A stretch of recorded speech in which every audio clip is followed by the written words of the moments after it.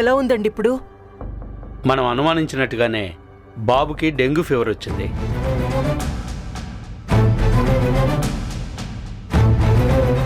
Medication already start చేశాం. Platelets count కొంచెం తక్కువగా ఉంది. డాక్టర్, ప్లేట్లెట్స్ కౌంట్ తక్కువగా ఉండడం ఏంటి? ఒక్కోసారి అలా జరుగుతుంది మేడం. మీరేం వరీ అవ్వాల్సిన పని లేదు. నర్స్తో ఆల్రెడీ ప్లేట్లెట్స్ ఎక్కించమని చెప్పాను. వాళ్ళు చూసుకుంటారు. కాకపోతే బాబు చాలా నీరసంగా ఉన్నాడు. సెలైన్ ఎక్కించినా కూడా బీపీ నార్మల్ అవ్వలేదు. బ్లడ్లో హిమోగ్లోబిన్ కూడా చాలా తక్కువగా ఉంది. అది కూడా ఎక్కిస్తే మంచిదని నా అభిప్రాయం. ఓకే డాక్టర్, అలాగే చేద్దాం. మీరు బాబు దగ్గరికి వెళ్ళండి. నర్సును మీ దగ్గర పంపిస్తాను. తను డీటెయిల్స్ క్లియర్గా చెప్తుంది. Okay doctor. పద కమలా. Thank you doctor. రా.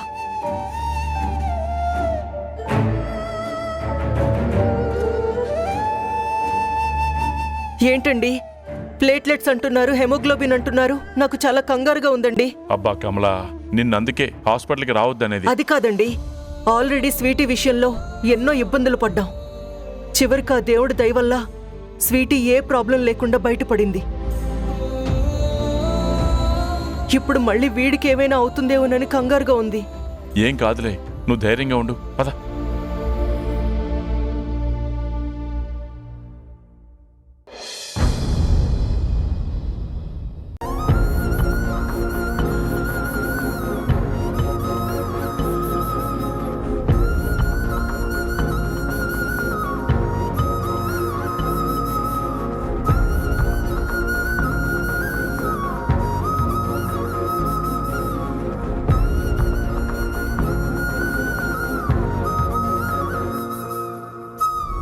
అక్క, ఏమైంది?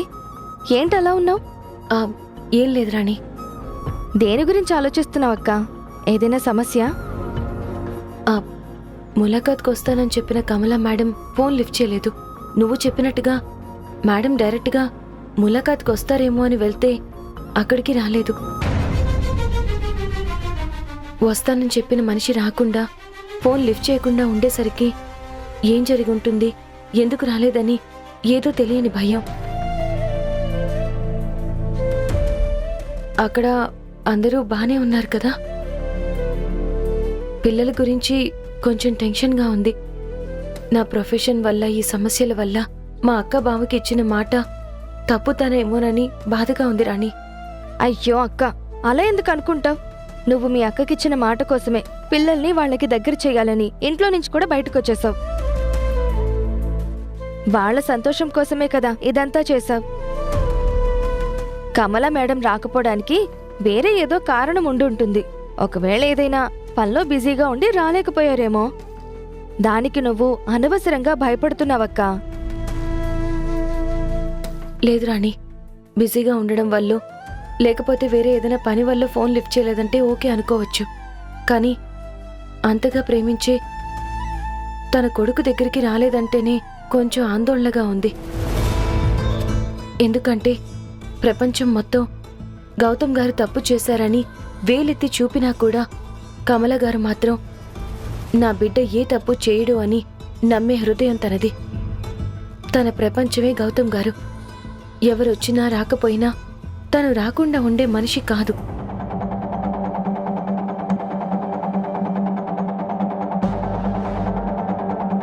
కొడుకుని చూడకుండా అస్సలు ఉండలేరు.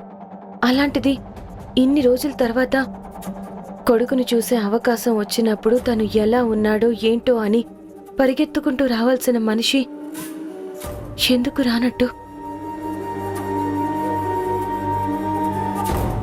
నాకెందుకో అనుమానంగా ఉంది రాణి. అందరూ క్షేమంగానే ఉన్నారంటావా? ముఖ్యంగా స్వీటీ వంశీ ఎలా ఉన్నారో ఏంటో అనే ఆలోచన నన్ను కూతురుగా ఉండనివ్వడం లేదు. అక్క, నువ్వంతలా కంగారు పడుకో. నేనొకసారి ఆయన్ని పంపించినా వెళ్ళి విషయం ఏంటో కనుక్కుని వస్తారు. వెళ్ళనా మేడం? వెళ్ళి కనుక్కొని వస్తాను. వద్దు శ్రీధర్, ఈ టైంలో పిల్లల గురించి మనం ఆరా తీసినా వాళ్ళ మీద మనం అనుమాన పడుతున్నావని వాళ్ళు అనుకుంటే బాగుండదు.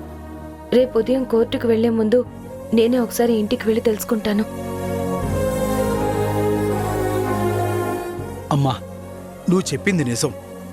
విషయం ఏంటో తెలియకుండా మనం అందరం తలా ఒక ఆలోచనతో దిగులు పడుతూ వెళ్ళి పిల్లల గురించి ఆరా తీస్తే వాళ్ల మనసులు నొచ్చుకునే ప్రమాదం ఉంది.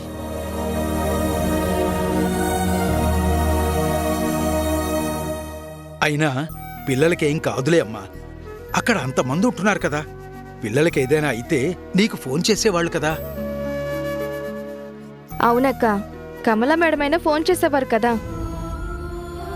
తను ఫోన్ చేయడం పక్కన పెడితే మనం ఫోన్ చేస్తున్నా తీయడం లేదు కదా. నాకెందుకో వంశీ పదే పదే గుర్తొస్తున్నాడు. వంశీని చూడాలనిపిస్తుంది. పోనీ మనం వెళ్దామా మేడం వంశీని చూడ్డానికి? లేదులే శ్రీధర్, రేపు మార్నింగ్ వెళ్తాను. అమ్మా, కాసేపు పిల్లల గురించి కంగారు పడతావు, కాసేపు మొన్న తీసుకొచ్చిన ఆ అబ్బాయి గురించి ఆలోచిస్తావు, మరి కాసేపు గౌతమ్ బాబు గురించి ఆలోచిస్తావు. ఇంతమంది గురించి ఇంతలా ఆలోచిస్తున్న నీ గురించి ఆ దేవుడు ఖచ్చితంగా ఆలోచిస్తాడమ్మా. నీకు నీ అనుకున్న వాళ్ళకి ఎటువంటి ఇబ్బంది రానియడు. ధైర్యంగా ఉండమ్మా.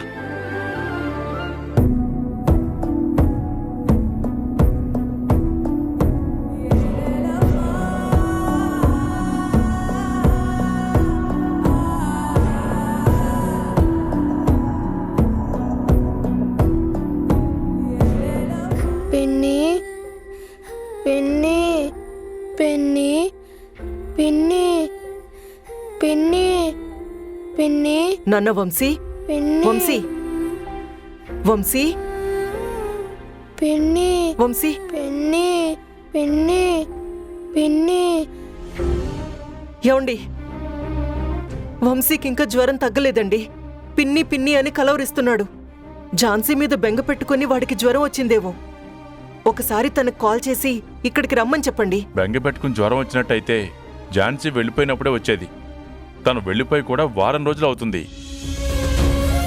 ఈ వారం రోజులు వాడు బానే ఉన్నాడు. నిన్ననే కదా వాడికి జ్వరం వచ్చింది.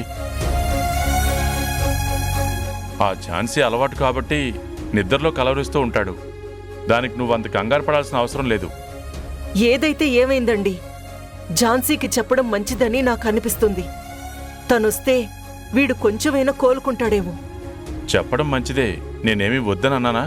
కానీ ఈ టైంలో ఆ ఝాన్సీకి చెప్పి తనని మాత్రం కంగారు పెట్టడం ఎందుకు? రేపు ఉదయమే ఫోన్ చేసి చెప్పు. అంతే అంటారా? కానీ నాకెందుకు చాలా భయంగా ఉందండి. కమలా, నువ్వు అనవసరంగా భయపడకు. డాక్టర్సు డెంగ్యూ అని ఐడెంటిఫై చేశారు కదా, మెడిసిన్ కూడా స్టార్ట్ చేశారు. ఉదయం వరకు ఓపిక పడితే అంతా సర్దుకుంటుంది. నేను చంద్రకి ఫోన్ చేసి తను ఇక్కడికి రమ్మని చెప్తాను. తను రాగానే నువ్వు ఇంటికి వెళ్ళు. నేనుంటాను ఇక్కడ. బావుంది. మీరిక్కడుంటే నేను వెళ్ళాలా? నేనలా మిమ్మల్ని ఒంటరిగా వదిలేసి వెళ్ళలేనండి. మీరే వెళ్ళండి. లేదు కమలా, నేను వంశీని జాగ్రత్తగానే చూసుకుంటానులే. మీరు వంశీని చూసుకుంటారు సరే, కానీ మిమ్మల్ని ఎవరు చూసుకుంటారు? ఆ కుర్చీల్లో మీరు పడుకోలేరండి. ఇప్పుడు వాడికి టాయిలెట్ వచ్చినా లేదా ఇంకేదైనా అవసరం వచ్చినా మీరు చేయలేరు. హాస్పిటల్లో మగ మనిషి ఉండడం వేరు, ఆడమనిషి ఉండడం వేరు. ఇంకా మీరెందుకండి ఇక్కడ? వెళ్ళి ఉదయాన్నే వచ్చేయండి. నేనిక్కడే ఉంటాను. నాకు ఎలాంటి ఇబ్బంది లేదు. ఉంటావు. ఒక్కదానివే ఉంటే ఇబ్బంది నీకు కాదు, నాకు. వాడు రాత్రి మళ్ళీ ఇలానే ఏదో కలవరిస్తే నువ్వు మళ్ళీ కంగారు పడతావు. నీ కంగారు చూసి నేను టెన్షన్ పడుతూ ఉంటాను. ఇదంతా ఎందుకు? నువ్వు వెళ్ళి వాడి పక్కనే పడుకో. నేను ఇక్కడే ఎక్కడో ఏదో ప్లేస్ చూసుకుంటాను. ఏదైనా అవసరం ఉంటే పిలు. వెళ్ళు వెళ్ళు.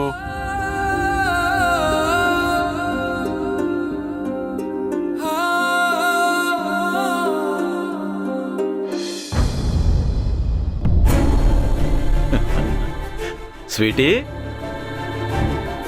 ఈ నైటు నువ్వు మా దగ్గరే పడుకో తల్లి, సరేనా? తాతయ్య నానమ్మ తమ్ముడు దగ్గర హాస్పిటల్లో ఉన్నారు.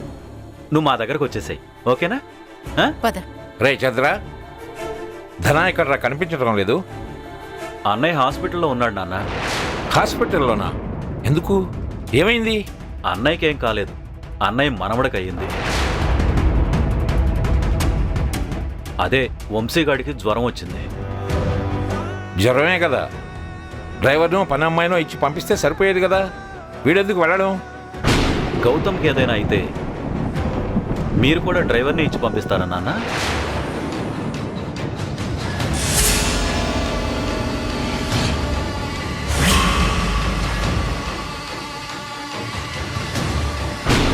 పోనీ యూకేలో ఉన్న మీ ఇంకో మనవడు దీపక్ ఏదైనా ప్రాబ్లం వస్తే డ్రైవర్ని ఇచ్చి పంపిస్తారా? నోరు మూస్తావా?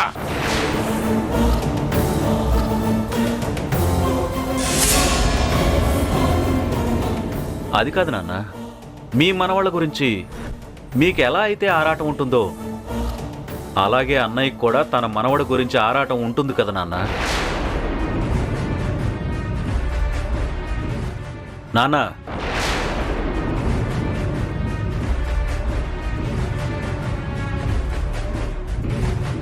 అలా మాట్లాడకుండా సైలెంట్గా వెళ్ళిపోతారేంటి? వంశీ ఎలా ఉన్నాడని కూడా మీకు అడగాలని అనిపించడం లేదా? అడగాలంటే అహం అడ్డొచ్చిందా లేదా ఆత్మాభిమానం అడ్డొచ్చిందా? చంద్ర,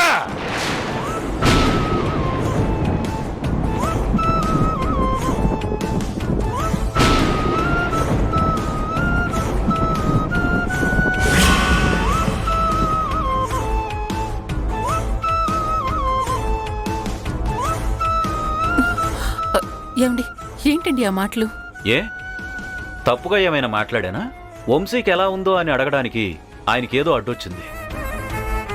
వంశీ ఎలా ఉన్నాడో ఏంటో అని నేను చెప్తానని అనుకున్నాడు. నేను చెప్పకపోయేసరికి అడగలేక సతమతం అవుతున్నాడు. నాన్న, వాడు బాగానే ఉన్నాడు. డెంగ్యూ ఫీవర్ అన్నారు డాక్టర్లు. ప్లేట్లెట్స్ ఎక్కిస్తున్నారు. బ్లడ్ కొంచెం తక్కువగా ఉందంట. ఫ్రెష్ బ్లడ్ సెల్స్ ఎక్కిస్తే డాక్టర్లు మంచిదని చెప్పారు. నాన్న, వాడిది మీ రక్తమే. అంటే నేను మీ వారసత్వం గురించి మాట్లాడడం లేదు. అది ఎలాగూ DNA టెస్ట్ ద్వారా తెలిసిపోయింది. నువ్వు ఒప్పుకున్నా ఒప్పుకోకపోయినా వాడెప్పటికీ నీ వారసుడే. కానీ విచిత్రం ఏంటంటే నాన్న, ముందు పుట్టిన అన్నయ్యకి నాకు, తర్వాత పుట్టిన రాకేష్, గౌతమ్, దీపక్లకు మాకెవ్వరికీ రాని మీ ఓ నెగిటివ్ బ్లడ్ గ్రూప్ వాడికి మాత్రమే వచ్చింది.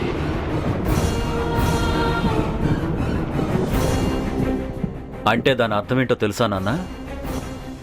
వాడే మీ నిజమైన వారసుడు అని.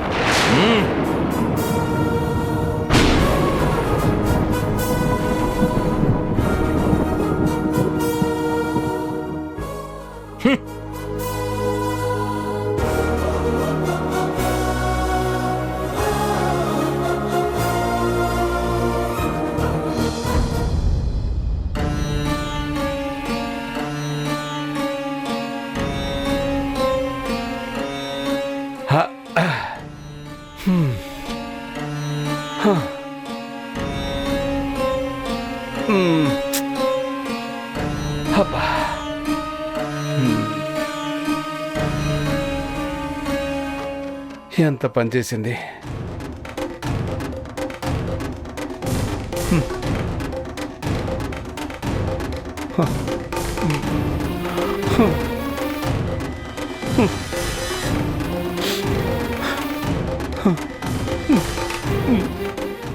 కాకా, ఇంకా పడుకోలేదా? లేదు సార్, నిద్ర పట్టడం లేదు. అదే ఎందుకని? ఏదైనా సమస్య? ఏం లేదు సార్. చెప్పు కాకా, నా దగ్గర మొహమాటం ఎందుకు? నేను చేయగలిగిందైతే చేస్తాను కదా. చెప్పు, దేని గురించి ఆలోచిస్తున్నావు?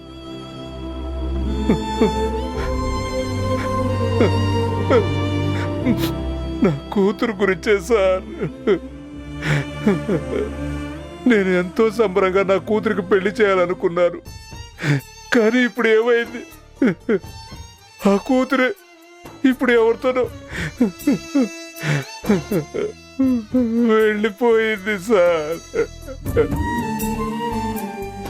నా పరువుని గంగలో కలిపింది సార్. నాకు చావాలో బతకాలో అర్థం కాని పరిస్థితి సార్. దేవుడు మీకు చేసిన ద్రోహానికి నాకు సరైన శిక్ష వేశాడు సార్, సరైన శిక్ష వేశాడు. నేను మీ విషయంలో డబ్బు కోసం కక్కుర్తిపడి తప్పటడుగు వేశానే, కానీ నా పెంపకంలో తప్పు లేదు సార్. కాకా ఆవేశపడకు. జరిగిపోయిన దాని గురించి ఆలోచిస్తూ ఆరోగ్యాన్ని పాడు చేసుకోకు. ఎంత కాదనుకున్నా తన్ని కూతురు. లేదు సార్, లేదు. అది నా కూతురు అని చెప్పుకోవడానికి చాలా అసహ్యంగా ఉంది సార్. అదే అదే ఆ లాయరమ్మను చూడండి. ఏ తండ్రి కన్న బిడ్డో కానీ ఆ అమ్మను చూస్తే చేతులెత్తి దండం పెట్టాలనిపిస్తుంది. ఆ అమ్మకున్నటువంటి సంస్కారం చూస్తుంటే వచ్చే జన్మలోనైనా అలాంటి కూతురు నిమ్మని దేవుడికి దండం పెట్టుకోవాలనిపిస్తుంది సార్. వచ్చే జన్మదాకా ఎందుకు కాకా, ఈ జన్మలోనే ఝాన్సీనే నీ కూతురు అనుకో. ఆ అమ్మాయి నా కూతురు అయితే అంగరంగ వైభవంగా పెళ్లి చేసి పోగొట్టుకున్న గౌరవాన్ని తిరిగి తెచ్చుకుంటారు సార్, తిరిగి తెచ్చుకుంటా. కానీ మీరు పెద్దోళ్ళు సార్. ఆ అమ్మ పైగా చదువుకుంది. నేను పెళ్లి చేస్తానంటే ఒప్పుకుంటుందో లేదో. కాకా రేపు ఎల్లుండి వస్తుంది కదా, అప్పుడు నువ్వే తనని అడిగి చూడు. ఒప్పుకుంటుందనే నేను అనుకుంటున్నాను. సార్ అయిపోతుంది సార్, మీరు చెప్పారంటే అయిపోతుంది సార్, అయిపోతుంది. సరే ముందిప్పుడు మీరైతే ప్రశాంతంగా పడుకోండి. సార్ నేను నిజంగానే మీ పెళ్లి చేస్తే మీకు పర్వాలేదా? కాకా రేపు పొద్దున్నే మాట్లాడుకుందాం. వెళ్ళిప్పుడు ప్రశాంతంగా పడుకోండి. వెళ్ళండి. అలాగే అలాగే సార్, అలాగే అలాగే సార్. పడుకుంటాను పడుకుంటాను పడుకుంటాను సార్, పడుకుంటాను.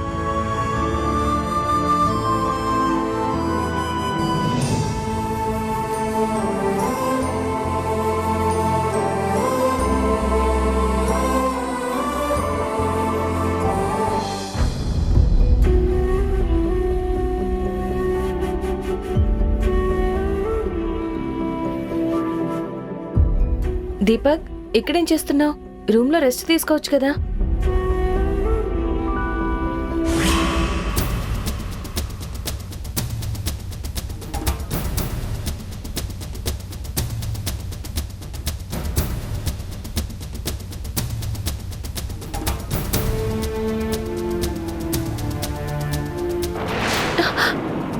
దీపక్, దీపక్ బ్లడ్ వస్తుంది. దీపక్,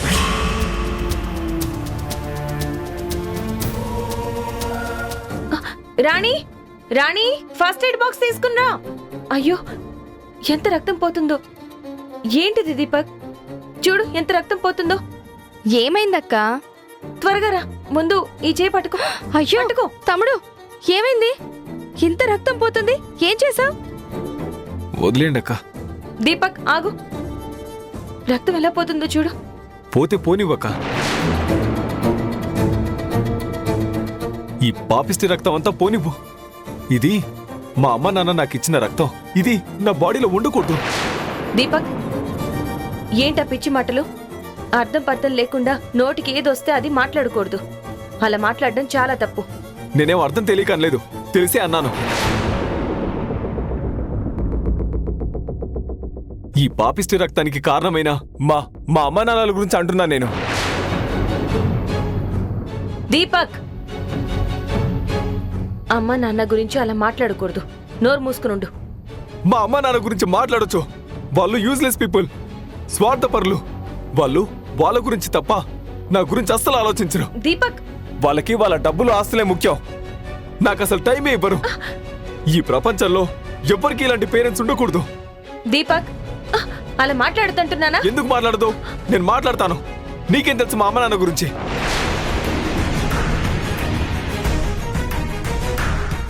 నాకు వాళ్ళ గురించి ఆలోచిస్తేనే అసహ్యం వేస్తుంది.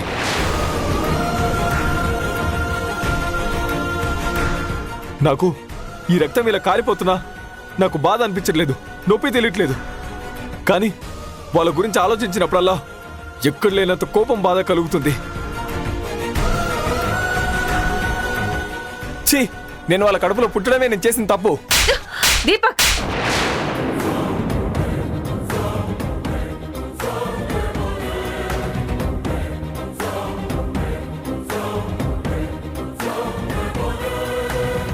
నేనన్న దాంట్లో తప్పేముంది? పిల్లల్ని కానీ అలా రక్తం పంచితే సరిపోతుందా? నాకు టైం ఇవ్వలేని వాళ్ళు నన్నెందుకన్నారు? వాళ్ళు టైం ఇవ్వలేకపోవడం వల్లే కదా నేను ఇలా తయారయ్యాను. అలా వదిలేసిన వాళ్ళది తప్పు కాదు, అన్న నాది మాత్రం తప్పు. అంతేనా? అవునా? మరి నువ్వెక్కడ పెరిగావు? హాస్టల్లో. నేను అడుగుతుంది నువ్వు పుట్టాక కాదు, నువ్వు పుట్టక ముందు ఎక్కడ పెరిగావు?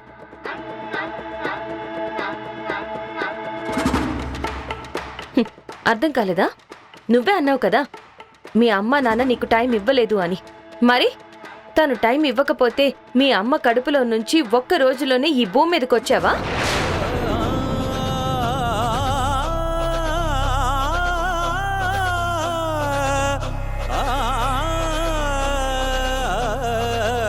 దీపక్ ఈ టైంలో నాకు కాల్ చేస్తున్నాడేంటి?